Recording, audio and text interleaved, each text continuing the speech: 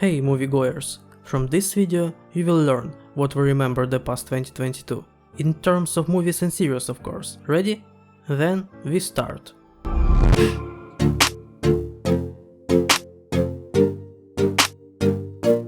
Netflix, as the main streaming giant of the industry, was especially hard hit. It seems that in the entire 25-year history of the company, it didn't have to take such blows. And it all started in the spring, right after the end of the first financial quarter. The report showed frustrated investors that the streaming service was well behind its audience growth plans. Moreover, for the first time in many years, mass unsubscribes were recorded. About 200,000 users cancelled their subscription in the first quarter, and analysts predicted that in the coming months, another 2 million would make the same decision. As a result, on April 20th, literally overnight, Netflix shares collapsed by 35%. The corporation became cheaper by $54 billion. Management was quick to reassure panicked shareholders that it will take all necessary steps to rectify the situation by the end of the year. First, it will complicate the linking of an account to a device, so that users cannot share passwords with each other. The new protection system should start working already in the current 23rd year. Well, and secondly, it will introduce a budget subscription with built-in commercial. At the beginning of last year, Netflix greatly raised the price, which is precisely why there was an initial outflow of users. Therefore, the introduction of a cheap tariff on paper looked like a sensible decision. However, already in the fall, after the launch of the budget option, it became clear that analysts didn't see any pitfalls. It was supposed to attract new users, but instead the old ones began to massively switch from a basic subscription to a simplified one. In general business terms, the situation at Netflix is so-so. What about content? Well, that's all a little sketchy. No, the successes of course were quite loud. Critics and viewers really liked The Sandman. The scandalous series about the maniac Jeffrey Dahmer made a lot of noise. Tim Burton's Wednesday became a real hit. Well, the fourth season of Stranger Things completely broke all possible records, at least in English niche. However, all achievements were crossed out by the situation around The Witcher. First, it turned out that Henry Cavill, the main star of the entire show, will leave it after the upcoming third season. In the sequel, if that happens, he will be replaced by Liam Hemsworth, brother of Chris Hemsworth, best known for the Hunger Games. At first, they tried to arrange everything beautifully. Cavill thanked the producers and showrunner Lauren Hissrich, who in turn thanked Cavill. Everyone together wished good luck to Hemsworth, but then insiders started flowing into the network, one worse than the other. Journalists argued that the actor was essentially the only one who cared that The Witcher at least somewhat corresponded to the letter and spirit of Andrzej Sapkowski's work. Some screenwriters didn't like the original books at all, and therefore Cavill independently rewrote his lines and argued with the directors about individual episodes. For example, he insisted that a joke inappropriate to his taste be cut out of the scene of Farewell to Roach in the second season. After all, this should be a serious and tragic moment, but in the third season, Lauren Hissrich allegedly completely took the plot away from the book events, and therefore Henry Cavill lost hope of influencing the situation anyway and simply left as soon as the contract allowed. Well, what the team of scriptwriters is capable of without the pressure of the canon became clear from this recent spin-off, The Witcher Blood Origin. Doubts about its quality arose at the beginning of last year, when it turned out that after test screenings, the season was reduced from 6 episodes to 4. Well, then the show came out and set an anti-record for Tomatoes. Among all Netflix projects, it had the lowest user score. Now it has grown slightly and has an impressive 13%. Yes, and the critics were, to put it mildly, not thrilled. Among all the reviews, only 32% are positive. In general, it is a fiasco on all fronts. After this, there are big doubts that after the third season, The Witcher, scheduled for the summer, will not be closed, but once Netflix positioned it as its main franchise. Just like Amazon made the main bet on The Rings of Power, still the most expensive TV show in history. In addition, according to the popularly beloved franchise, what can possibly go wrong? As it turned out, a lot. Let's start with the fact that the creators decided to film the Silmarillion without the Silmarillion itself. And all because the heirs of Tolkien simply didn't give them the right to the famous work of the Professor. Instead, they resold to Amazon everything that New Line Cinema once owned. That is the original trilogy with applications and The Hobbit. Here, the very applications in which the history of Middle-earth is briefly described. and they took it as the basis of the script, balancing on the verge of showing what is possible and what is not possible under the contract. So to some extent, The Rings of Power is not a film adaptation at all, but an expensive fan fiction. That's just the fans immediately met him with hostility. Promo videos of the TV show on the official Amazon Prime channel alone received 489,000 likes and over 4 million dislikes. In the comments, people staged one mocking flash mob after another. Well, then The Rings of Power were released. This time the journalists decided to take the position of the studio and received the show restrained warmly. But users, especially bloggers, didn't control themselves. Apocrypha from Amazon Prime didn't kick only the lazy. And for the costumes, and for the dialogues, and for the characters, and especially for the plot. As you know, the winners are not judged, but with the numbers everything turned out not so clear. According to the analysts, the most expensive TV show in human history started behind HBO's House of the Dragon, Netflix's Stranger Things Season 4 and Disney's Obi-Wan Kenobi. Plus, even among the pirates, according to the results of the year, it took only the second place in terms of downloads. It doesn't look like an unequivocal resounding success. Well, let's see if Amazon will do any work on the mistakes, or The Rings of Power will only get worse.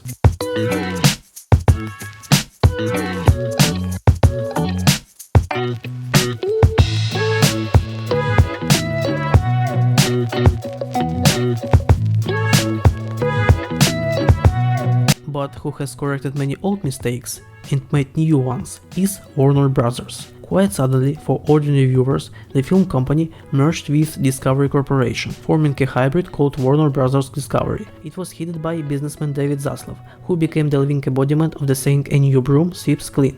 Already from the threshold, he thinned the management team out and closed a number of dubious projects. The most notorious victim of this purge was Batgirl, the first DC Comics movie to be made exclusively for HBO Max. The studio spent $90 million on it. However, after a test screening, Zaslav decided to cancel the finished film. Not sent for reshoots, not postponed, but simply cancelled, forever, as if it never happened. Insiders report that the new boss is generally very skeptical about streaming, believing that any company film should be good enough for the big screen. And if this is something in the spirit of will be suitable for a subscription, then it is better to cancel in order to avoid reputational losses. Therefore, the blockbuster Blue Beetle, originally also planned for HBO Max, has already been adjusted to the new requirements.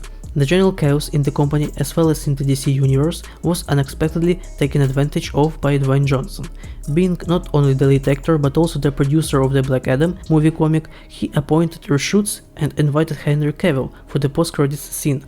After being pressured by The Rock, top managers allowed it to be announced that the actor had returned to the role of Superman. As it turned out just last week, Johnson hatched a daring plan to take over the franchise. He personally met with Zaslav and persuaded him to give Black Adam at least 2 more films, including the Black Adam vs Superman crossover, around which all other projects of the studios would be built. But the wrestlers' dreams were not destined to come true. First, James Gunn and Peter Safran took full creative control of the MCU, and soon Black Adam failed miserably at the box office. As a result, there is no talk of any trilogy anymore. Henry Cavill was again removed from the role of Superman. Plus, as it were, Patty Jenkins' third Wonder Woman was cancelled in between, and in general there is a talk of a full-fledged restart of the entire franchise. A single story can be even abandoned altogether in favor of self-sufficient pictures in the spirit of Joker and the Batman. Let's see what they come up with this year.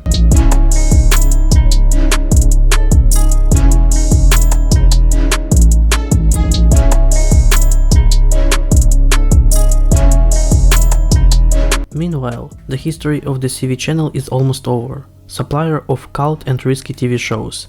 It featured Supernatural, The Vampire Diaries, Arrow, The Flash, DC's Legends of Tomorrow, Batwoman, Riverdale, The Charmed reboot, and much more. The Flash, by the way, is still coming out, but getting ready for completion. The channel was ridiculed for the embarrassing special effects and ridiculous costumes in its superhero shows, and also for bad scenarios, long seasons and ridiculous attempts to ride the wave of trends. Producers managed to reduce even the best projects to unwatchable trash. The only exceptions are collaborations with HBO Max, Superman and Lois and Stargirl.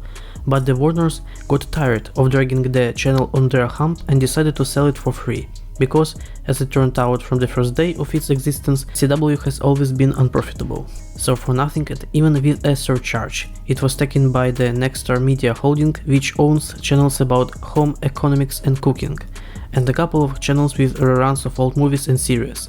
Apparently, this inevitable fate is destined for CW, The Vampire Diaries and Riverdale, Batwoman and The Flash, round and round, over and over until the end of time.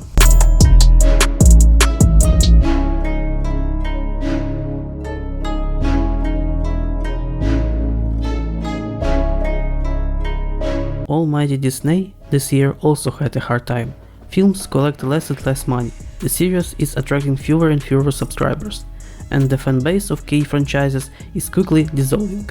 And with regard to projects on Disney+, the same pattern is repeated. A confident start and a rapid drop in numbers from episode to episode. So it was with Moon Knight, and with Obi-Wan Kenobi, and with She-Hulk Attorney at Law. The latter also became the first project in the Marvel Cinematic Universe to receive a negative viewer rating on Rotten Tomatoes. Well, Ms. Marvel and Endor, according to insiders, showed poor results at all despite a warm welcome. On the big screen, everything is also not that brilliant. Among the Marvel blockbusters, the second Doctor Strange earned the most, but even he didn't reach $1 billion.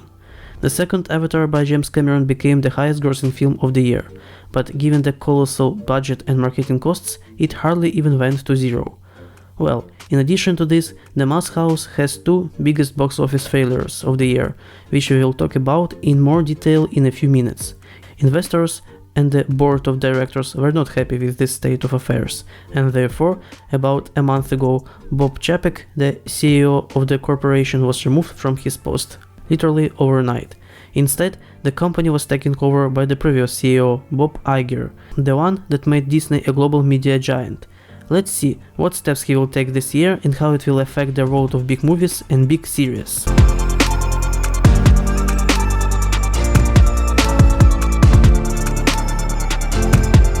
2022 brought a lot of bad news, but one broke the hearts of those who grew up on Die Hard, The Fifth Element, The Sixth Sense, Sin City, and other great films.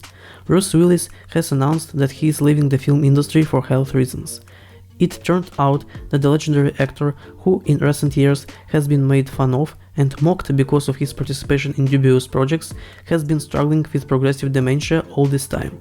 In all those cheap action films that went straight to video, he starred only in order to quickly save up for his own retirement and inheritance for the children. Willis is no longer able to memorize long lines, perform any complicated tricks, and therefore chose projects in which he was required to literally show his face. But he took as many as he could bear, approximately 10 per year. At least it's worthy of respect. Still, it's a pity that such an outstanding career ends like this.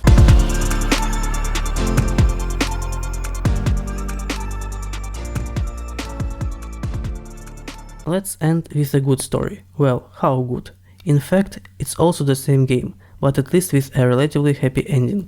So, last spring everyone was distracted from the bad news with the most scandalous, farcical, dramatic lawsuit in the near cinema environment, Johnny Depp versus Amber Heard. And with your permission, I will not go into details. After all, dozens of bloggers have already garnered the hundreds of thousands of views on reviews of the funniest details revealed during the hearings. The main thing is that even before the judge issued a verdict, in the eyes of the public, Johnny Depp finally restored his reputation, and Amber Heard finally destroyed hers. After that, there were even rumors that Disney allegedly wants to revive the Pirates of the Caribbean with Jack Sparrow, but they turned out to be another speculation of journalists. But the fact that the studio is ready to work with the once disgraced Depp again is a fact. But what will happen to Amber Heard's career cannot even be imagined. It is known that her role in the second Aquaman was significantly reduced, but still they didn't risk completely cutting out the heroine as well as replacing her performer. Apparently Hollywood has not yet fully figured out what to do when undoes and undo, but at least somewhere common sense starts to win.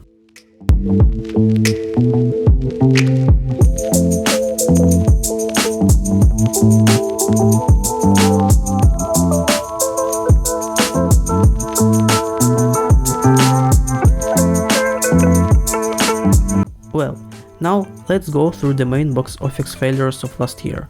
On the fifth line, costumed crime comedy Amsterdam by David O. Russell.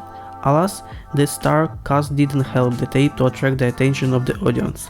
With a budget of $80 million, it raised $31 million. In general, this is the lowest figure in the top, but we proceed from the fact that the studio didn't particularly feel this failure due to modest costs. Here Black Adam hit hard, yes. If you believe pure arithmetic, then he should even have gone into a plus. Let the most miserable. However, the official budget does not include reshoots and marketing, and this is $150 million from above, if not more. Line above, the new major failure of Pixar, Lightyear. Even The Good Dinosaur collected more, and the fantasy comedy Onward at least has an excuse in the form of the beginning of a pandemic. Here, everything is very clear. The spin-off of Toy Story without the toys themselves didn't interest the audience. Once successful director Roland Emmerich directed the flagship disaster film Moonfall. Only now this catastrophe is more likely for producers of $67 million with a budget of $150. But the leadership at the end of the year is still taken by Disney. After all, the cartoon Strange World quite confidently claims the title of the main failure in the history of full-length animation. With a budget of $180 million, it grossed 70. Even the legendary Treasure Planet, which is accused of killing two dimensional cartoons, was able to pass over 100, a truly historic achievement. Well, now let's go through the list of the most successful releases of 2022.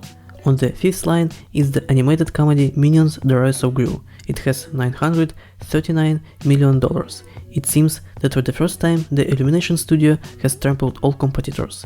A line above is the only in the top movie comic Doctor Strange in the Multiverse of Madness. He has $955 million. It seems that this is able for the coming changes. On the third line, the most criticized blockbuster of the year, Jurassic World Dominion. The low ratings of critics didn't prevent the film from collecting its billion. On the second line, a sudden hit, the sequel to Top Gun with Tom Cruise, with a result of $1 billion and $488 million.